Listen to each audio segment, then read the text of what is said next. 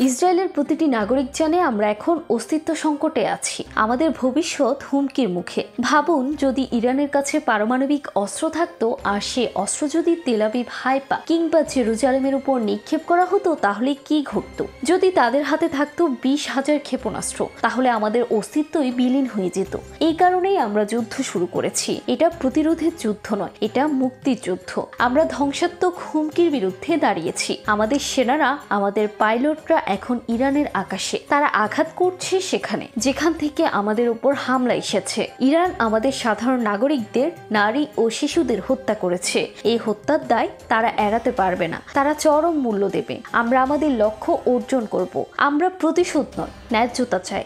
তারা বুঝবে ইসরায়েলের শক্তি কি। আমি আমার জাতির কাছে আহ্বান জানাই, সতর্ক থাকুন, নিরাপদে থাকুন। আপনারাও এই যুদ্ধের অংশ। আমাদের বিজয়ের জন্য আপনাদের সহায়তা দরকার। এই লড়াই আমাদের অস্তিত্বের, আমাদের ভবিষ্যতের। পারমাণবিক হোক বা হাজার হাজার ক্ষেপণাস্ত্র, এইসব হুমকি কখনোই বাস্তবায়ন হতে দেব না। আমরা জয়ী হচ্ছি, আমরা এগিয়ে যাচ্ছি। ইসরায়েল থামবে না।